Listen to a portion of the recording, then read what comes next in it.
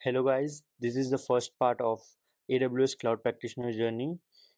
We'll be learning cloud computing fundamentals in this video. So let's get started with the basic definition of cloud computing according to Amazon Web Services.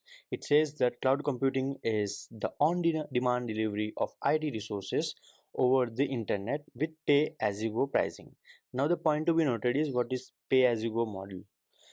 Here, if you use a particular service, for example, let us say a server, you want to rent a server for 1 hour, then you will have to only pay for that specific 1 hour. So it is called pay as you go pricing.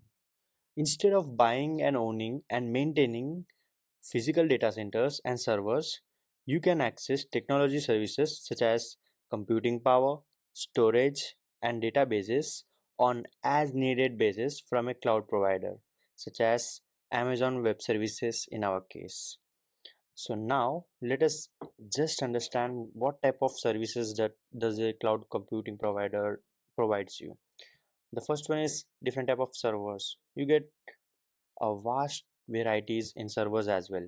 You get storage services. You can expect security, which is a very good part of cloud.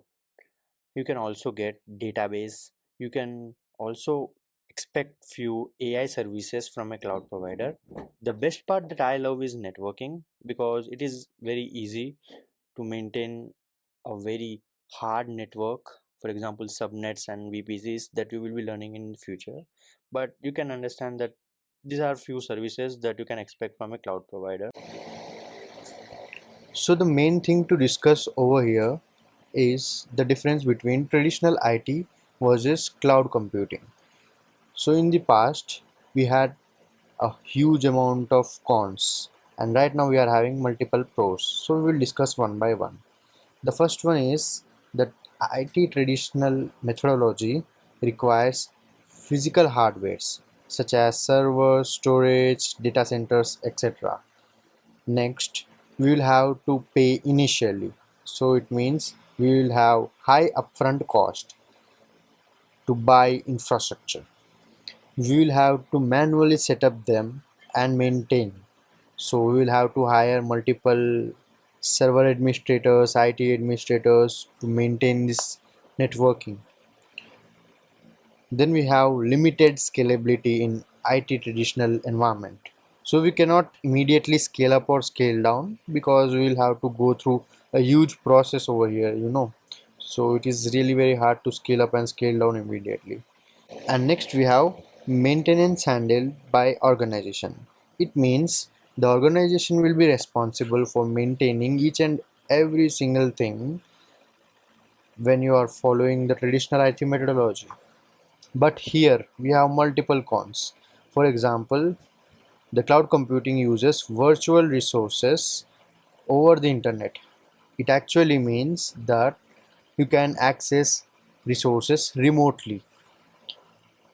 You have different types of models including pay as you go pricing, where you will have not to pay initially and like you will have very less upfront cost. Next we have automated provisioning and management system, where you can provision the resources based upon traffic or patterns, where you will not have to manually go there and provision them. It happens in fraction of seconds as well. So we also have high scalability. So what does it means? You can immediately scale up and scale down in fraction of seconds, which is really very hard in the traditional IT infrastructure. On the other hand, we have maintenance handled by cloud provider. So it means the cloud provider will be responsible for maintaining all those physical data centers. Now, if we talk about terminologies, there are two main terminologies that I will be talking again and again. So if I am talking about on premises, it means the data centers or whatever servers are there, they are present in the company or in the organization in your office. But if I am talking about on cloud, it means it is AWS or it is a cloud provider who is maintaining all those servers. So now I hope you understood what is on premises and on cloud.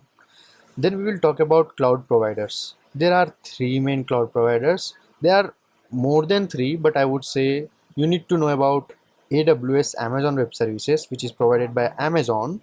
Then we have Microsoft Azure, which is provided by Microsoft. And then we have Google Cloud Provider, which is GCP. These are the three main market leader, out of which AWS is the market leader of all of this. Then we have clouds users. There are multiple cloud users, but these are the three main users that you might be using in your daily basis. For example, Gmail. All those Gmail are saved in cloud so that you can access from anywhere at any time. You also have might be used Google Drive. I mostly use it. Then we have Netflix. You can also take an example of YouTube as well, because YouTube saves a huge amount of videos and data on cloud using GCP, I guess. Now we have deployment models. We have mainly three deployment models. The first one is private cloud, then we have public cloud, then we have hybrid cloud. The private cloud is mostly used by organizations which requires a lot of security. It is really very costly and it is only for one specific organization. But if you talk about resources used in public cloud, they are actually shared between multiple organizations. You can also take AWS as an example here. You can see you can use S3 EC2, which is actually used by multiple people together. For example, if you take one EC2 and release it after 2 days, the same EC2 can be used by someone else. So it is public cloud. It is really very easy to afford. It is beginner friendly. It comes with very low cost and good for startups. Then we have hybrid cloud. Now, what is hybrid cloud? It means you are using private cloud plus public cloud all together. For some part of your data is stored in private cloud so that no one is able to access it. And then we have public cloud. In peak time, when you actually want a lot of resources, then you can switch to public cloud. It means using all together. Now let us understand with examples. The first example I would like to give about public cloud. A startup creates an online shopping website. Instead of buying servers, it uses AWS to host the website. This saves money and allows the website to handle more users easily. Now you can understand that company B is using the same resources used by company E when it is released by company E. So all those resources are shared between all these people one after another. So it becomes very easy to afford. But when it comes about security, we always choose private cloud. If you have huge amount of money and you are an organization who can handle private clouds, then you must go with it. Let us understand with an example. A bank stores customer account and transaction details in private cloud because the data is really very sensitive. It keeps everything in its own private cloud so that no one else has access to it. This gives the bank more security and full control over the data. I hope you have understood private cloud and public cloud. Now let us understand hybrid cloud. Now it is very simple that a huge amount of data which is required to be confidential is stored in private cloud. On the other hand, if you want shared resources or public resources in your peak time, you can directly go to public cloud. For example, a hospital stores patients' medical records in a private cloud for safety, but it runs its website and appointment app on a public cloud so that it becomes very strong for data security. It becomes easy for people to access. So let us talk about the six advantages of cloud computing. You must note these 6 advantages because this might show up in your exam. The first one is trade fixed expense for variable expenses. It means you will be paying only for what you have been using. The second one is benefit from massive economics of scale. As you will be getting each and everything in low cost, you can focus on your business and you can scale highly. Then stop guessing capacity. Yes, it is true that you will not have to guess capacity because cloud has a very huge amount of servers and storage and lot of resources. So you will not have to wait and guess about how much capacity you need to be expecting. So there is an infinite, I won't say infinite, but yes, you should not be considering how much capacity you are going to have. You can scale how much you want. The next one is increase speed and agility. It means launch resources quickly. I will show you that how to how to deploy your resources in fraction of seconds. So yes, if you have your own servers, then it will take a little bit of time, but if we are using cloud resources, then it will take a fraction of seconds to deploy your resources. Then we have fifth one is stop spending money running and maintaining data centers. It is very obvious that you are not responsible for maintaining those data centers. So no need to manage those servers by your own. It means no physical hardware maintenance. Go global in minutes. It is really very obvious that you can reach each and every single point of the earth by using cloud.